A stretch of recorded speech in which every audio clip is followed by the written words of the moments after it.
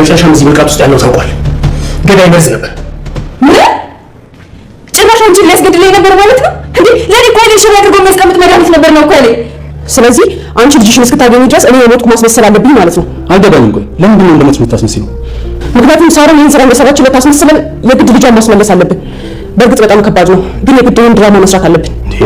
ቆይ ምን አይነት የጅል ጨዋታ ነው? ልጇን የምናገኝበት ሌላ መንገድ ብንፈልግ አይሻልም? ሰዎች ገና እኮ ስለ መርዛዎች አልጨረስኩም። ዶክተሩ እንደነገረኝ ከሆነ ከዚህ በፊት ለአንቺ ሊሰጥሽ ከነበረው መርዝ ጋር ተመሳሳይ መርዝ ነው። አይገርምም? እኔም ስሰማው ከአንቺ ላይ ነበር የደነገጥኩት።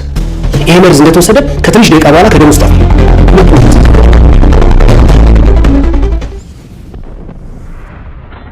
ሳሮን የተላከችበትን ተልዕኮ ባለማሳካቷ ልጇን አግቶባት በልጇ እያሰቃያት ይገኛል የተረገመ ዶክተር። ሳሙን በድጋሜ የቤዛን ሕይወት ለማዳን ወደዛ ቤት ደርሷል።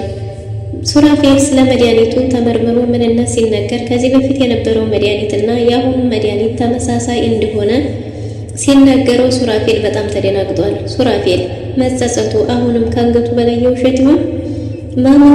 ማማ የቅንጭርቲን ፍቅር ተቀብለዋለች። ሉሲም በሳሚ የተነሳ ቦታ ቀይራለሁ እያለች ነው። ሰላም ሰላም! ውድና የተወደዳችሁ ውድ ቤተሰቦች እንደምን አላችሁ? በያላችሁበት የዓለም ዳርቻ ሰላማችሁ ብዘት ተረፍ ይበልልን እያልን ዛሬም በአዲስና በትኩስ መጥተናል። እናንተም በቅንነት ላይክ፣ ሼር፣ ሰብስክራይብ እያደረጋችሁ ቤተሰብ ታደርጉን ዘንድ በትህትና እንጠይቃለን። ቤተሰብ ላደረጋችሁን ሁሉ ከልብ እናመሰግናለን። ቤዛ ተከታታይ ድራማ በባለፈው ክፍል እንዲተመለከት ነው እንግዲህ ያ የተረገመ ሱሪ የለበሰ ሰይጣን ብላለች ሳሮን። እሱ እንግዲህ መድኃኒት ሽባ ነው የሚያደርገው፣ አይገላትም፣ ለጊዜው ነው ሽባም የሚያረጋት ብሎ እኔ መግደል አልችልም፣ እሺ ሱራፌል ጋር ልተኛ ብለው ነበር።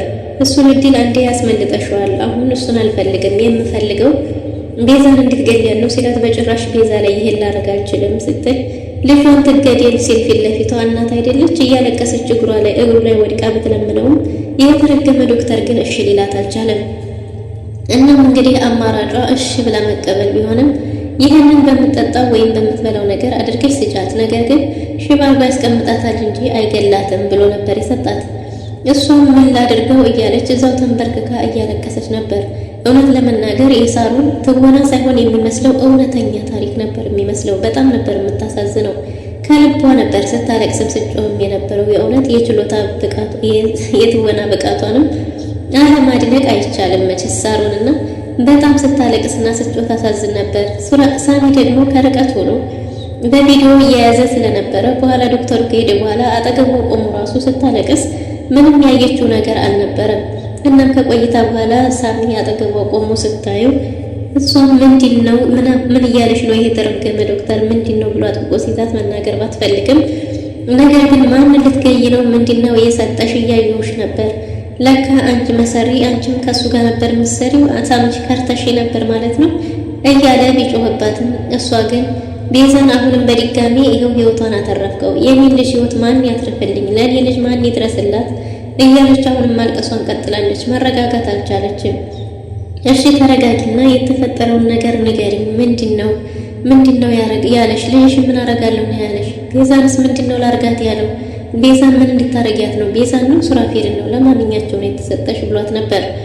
እሷም ከስንት መከራ በኋላ የሰጣት ለቤዛ እንደው ቤዛን ደግሞ ሽባ ያረጋታል እንጂ አይገላትም እንዳላትና በልጇ እያስፈራራት እንደሆነ ሳሚን ከዚህ በፊት ሱራፌልን ከሱ ጋር ሆነሽ ተኝና ቪዲዮ ላኪ ብሎኝ ባለመላኪ በዛም ቂም ይዞብኝ ነበርና ከዛም በኋላ ደግሞ መልሶ አሁንም ይሄን ትዕዛዝ ቢሰጠኝም እሱም ማድረግ ስላልቻልኩኝ ነው አሁን ይሄኛው ትዕዛዝ የመጣው።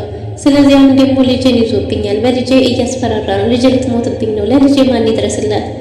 አንተ ለቤዛ ደረስክላት ብላ አሁንም አምራ እያለቀሰች ነው። ልጅሽ ምንም አትሆንም፣ እኛ አለን። አሁን እንሂድና ወደ ቤዛ ሁሉንም ነገር ቤዛ ማወቅ አለባት። ከዛ በኋላ ደግሞ ልጅሽን ማዳን እንችላለን፣ ምንም አትሆንም ልጅሽ የተረገመ ዶክተር እያለ ሳሚም ስሜታዊ ሆኖ ወደነ ቤዛ ቤት ሄደዋል። ወደ ቤዛ ቤት ሲሄዱ ቤዛ እንግዲህ የተፈጠረውን ነገር ምንም የምታውቀው ነገር የላትም። እናም ቀድመው ያገኙት ሱራፌልን ነበር። ሳሎን ቀደም ብላ ብቻዋን ገብታ በሀሳብ እየተብሰለሰለች ሶዛ ሶፋ ላይ ቁጭ ብላ እያለቀሰች ነበር። እነሱም ገና ከርቀት መጥቶ አንቺ መሰሪ ደግሞ በድጋሚ ምን ልታረጊ ነው? ምን እያሰብሽ ነው? ምንድነው ደግሞ እያለ እሱ ሳሚ እንደላካት ሳሚ ወይ ዶክተሩ ይሆናል ብሎ ሲጠረጥር ስለነበረ አሁንም እየጨቀጨቃት ነበር። ከዛም ሳሚ ተከትሎ ሲገባ እኔ ድሮውንም አውቄው ነበር ደግሞ መልሰህ መጣህ ቢለውም አሁን የመጣው ለጸብ ሳይሆን ለስምምነትና ይቅርታ ሊጠይቀው እንደሆነ ነግሮታል። እንዲያመነውና እሱ እንዳልሆነ ጥላቱ አሁን ግን የጋራ ጥላት እንዳላቸው ለሱራፌል ሲነግረው እንዴት አምናለሁ እስካሁን አላመንከኝም እያለው ነበር። አሁን የእውነቴን ነው ታሪክ ራሱን ደግሟል። ባለፈው ልክ አንተና ቲጂ እንድትገሏት እንደነበረው ቤዛን አሁንም ደግሞ ዶክተሩ እሷን እንድትገልለት ሳሮን አዟታል። ሳሮን ይህን ማድረግ ስላልቻለች ነው። በአንተ ላይም ብዙ ነገር ታቅዶ ነበር ግን እሱን ማድረግ ስላልቻለች ነው ብሎታል። ከዛ ይህን እንዴት አምናችኋለሁ? በጭራሽ ላምናችሁ አልችልም ቢልም ሳሮን ንገሪው ብሏት ነበር። ሳሮንም በባለፈው ራሱን ስቶ ይወድቆ የነበረው እሷ የቪዲዮ ላኪ ተብላ እሱን ማድረግ እንዳልቻለች እና መድኃኒቱን ብቻ እንደሰጠችው ከዚህ በፊትም ደግሞ ያንን ብር የተቀበለችውም እሱ ልኳት እንደሆነ ነግረዋለች።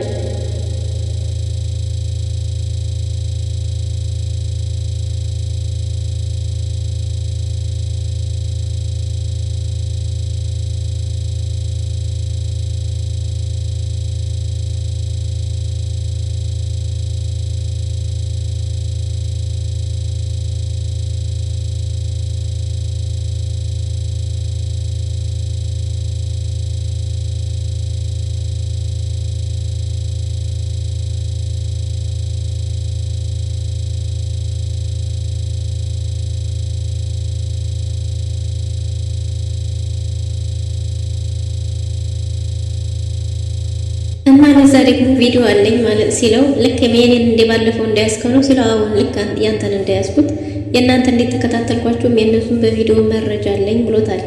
እና እሷንስ እንዴት አምናለሁ ያ ቪዲዮ እንዳለመኖሩ እሷ ጋር ወይስ እንዳላከችለት ቢልም እኛ አሁን ተስማምተን አንድ ሆነን የምናጠፋው ጥላት አለብን። እኛ አሁን ጥላት አይደለንም ስለባለፈውም ስላላመንኩ ይቅርታ ብሎት ግን ደግሞ ሱራፌል የሚያስፈራው ነገር ያለ ይመስላል። ቤዛ ትምጣና ቤዛ ጋር ሁሉንም ነገር መፍታት የምንችለው ከቤዛ ጋር ነው፣ መፍትሄ መፈለግ የምንችለው የሳሮን ልጅ ተይዛባታለች ብሎት ነበር። እናም እንግዲህ ለምን ቤዛ ታስፈልጋለች? ቤዛ ሳሰማ እኛ ራሳችን ለምን አንፈታውም ሲልም ቤዛ መስማት አለባት፣ ቤዛ ሰምታ የምትወስነው መወሰን አለባት። በዛ ላይ ደግሞ የሳሮን ልጅ ይዞ እያሰቃየባት ነው፣ እሷ ይሄንን በእናንተ ላይ ማድረግ ስላልቻለች ነው ብሎታል። ሳሮንም አምራ እያለቀሰች ነው። ቤዛም እየጠበቋት ሳለ መታለች። እናም ሚስጥራችን ነው በጭራሽ አንናገርም ብለውታል። ቤዛም ስትመጣ ምንድን ነው ሰላም አይደላችሁም ወይ ምን ተፈጥሮ ነው እያለች ደጋግማ ስትጠይቃቸው ቁጭ በይና መጀመሪያ ተረጋጊ፣ ከዛ በኋላ የተፈጠረውን ነገር እናግሻለን ብሏል ሳሚ።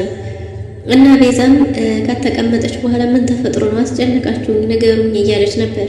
በዛ ላይ የሳሮን ፊት ያስታውቃል። ሳሮን እያለቀሰችና እንዴት ተከፋች ፊቷ በጣም ያስታውቅ ስለነበረ ምንድነው ጥፋቱ? ምንድነው የሆነው ነገር? እባካችሁ ንገሩኝ፣ አታስጨንቁኝ እያለች ነበር። ዶክተሩ የሳሮን ልጅ እንደያዘባትና ሁለተኛም ደግሞ አንቺ እንድትገደይ መድኃኒት እንደላከ ይህንን ደግሞ ሳሮን ማድረግ ስላልቻለች ይህን ሳሮን አንቺ ላይ ማድረግ ስላልቻለች ልጇን ይዞ እያሰቃየባት ነው ሲባል ምን ሳብልሽ ከርተሽኛል ብላ ሳሮን ላይ መጮህ ጀመረች። እኔ አልከዳሁሽም፣ አንቺ ላይ ማድረግ ስላልቻልኩ ነው፣ ደግነትሽ ስለያዘኝ ነው፣ ይሄንን ማድረግ ስላልቻልኩ ነው ልጄ እሱ ጋር እየተሰቃየች ያለችው እና እኔ በጭራሽ ምንም ያደረኩት ነገር የለም ስትላት ይሄን ቢያንስ ለእኔ መንገር ትቼ ነበር፣ ቆይ እኔ ምን ስላጠፋሁ ነው ሰው ሁሉ እኔን ሊገለኝ የሚፈልገው እያለች ነበር።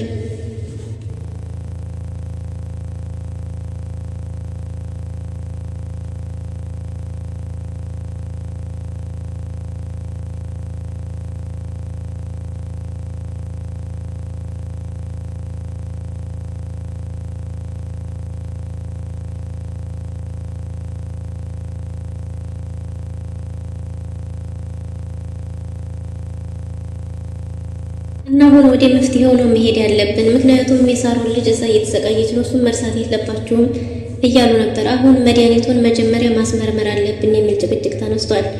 መድኃኒቱ ይመርመር በሚለው ደግሞ ሱራፌልም እኔ ብዙ ማቀው ሰው አለ፣ ሳምም እኔ ብዙ ማቀው ሰው አለ፣ ጸብ ተነስቷል።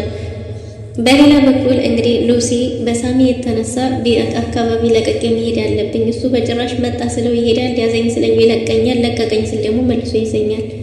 ስለዚህ እኔ እሱ መጫወቻ መሆን አልፈልግም፣ መሄድ ያለብኝ ብላለች። ቅንጭርቴም የራሱን ደስታውን እየነገራት ነበር። ማማዬ ይቅርታ አደረገችልኝ፣ አቀፈችኝ፣ ሳመችኝ ምናምን እያለ እያወራ ነበር። እናም ደስ ብሎን ነበር።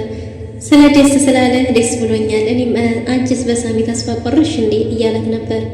አሁን ላይ ግን ተስፋ መቁረጥ ላይ እየደረስኩ ነው እና ቅንጭርቴ ፍቅሩን ተቀበለች ስትለውም አይ ያን ፍቅሩ ይቅርብኝ፣ ሁለተኛ ስለ ፍቅሩ ማንሳት አልፈልግም፣ እህትነቷ በቂ ነው እያለ ነበረ። አይ ዝም ብላ አርፈ ተቀመጥ ምናምን እያለች መክረዋለች። ነገር ግን እሷ ቢያንስ ምንም በሌለ ነገር በእድሜ ከምጫወት አያቴ ጋር መሄድ አለብኝ፣ አንድ ያለች ዘመድ እሷ ናት ብላ ወስናለች።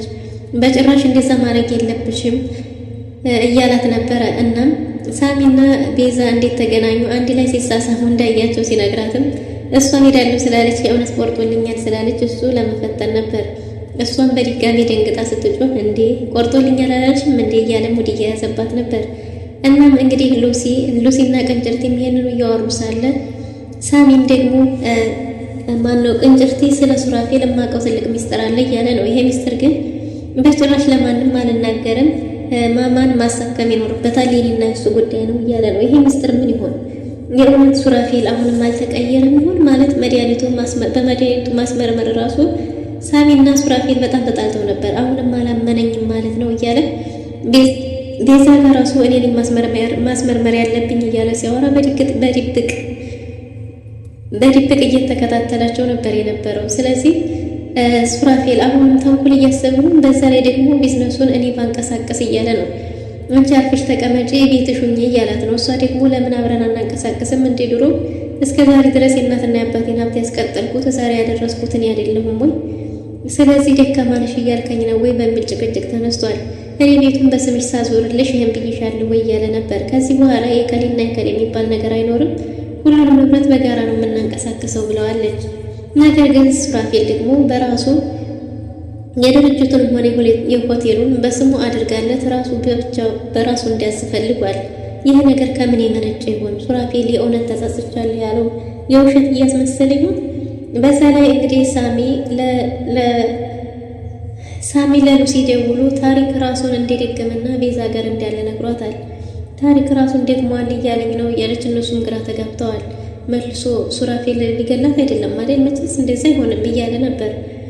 እና ቅንጭርቲም ደግሞ መልሶ ይህን ነገር ሊያደርግ እንደሚችል እርግጠኛ ሆኖና በሰዓቱ ደግሞ ይህ ምስጢር ያልተናገረው እናንተም ላይ ችግር ይደርሳል ብዬ ነው እያለ ነው። እውነቱ ምን ይሆን? ሳሚ መድኃኒቱን ለማስመርመር ሄዶ መድኃኒቱን አስመርምሮ ተመልሷል። መድኃኒቱን አስመርምሮ ሲመለስ ስለ መድኃኒቱ ያለውን ነገር ለመናገር ወደ ቤት ተመልሶ መጥቷል። ሳሮን አዲስ ሀሳብ አምጥታለች። ይህ ሀሳብ ምንድን ነው? ልጇን ለማዳን መድኃኒቱን እንዲጠጣች አድርጎ ማስመሰል።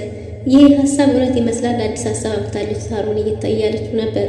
ምንድን ነው ሲባል እንደዚህ እንደ እኮ ይጥቀም አይጥቀም የሚባል ሳይሆን ዋና ሀሳብ ነው። ግን መጀመሪያ መድኃኒቱ ይታወቅ ተብሎ ስለነበረ መድኃኒቱ ሲታወቅ ግን ፊት ለፊታቸው እየተነገረ ነበር። ይህ መድኃኒት አንቺን ሽባ አድርጎ የሚያስቀምጥ ሳይሆን በአጣዳፊ የሚገል ነው። ከትንሽ ቆይታ በኋላ ደግሞ ከደምሽ ውስጥ ራሱ ይወጣል። ገዳዩ በምን ይሁን በምን ይሞት አይታወቅም። ይህም ብቻ አይደለም። ይህም መድኃኒት ለየት የሚያደርገው ከዚህ በፊት ሱራፌልና ቲጂ አንቺን ሊገሉብሽ የነበረው መርዝ ራሱ ተመሳሳይ እሱ ራሱ ነው ሲባል ሱራፌል በጣም ደንግጧል። ቤዛም ምን ብላ እሷም ጮኻ ደንግጣለች። ይህ ነገር ምን ይሆን? ሱራፌል መቼስ ከዛ የተረገመ ዶክተር ጋር አይሰራም አይደል? ወይስ አብረው ተመሳጥረው ቤዛን ለማጥፋት ወስነው የተነሱ ሰዎች ናቸው? በድጋሚ የቤዛን ሕይወት ሳሚ አትርፎታል። ውድና የተወደዳችሁ ለዛሬ የነበረ ቆይታ ይመስል ነበር። በቀጣይ እስከምንገናኝ መልካም ጊዜ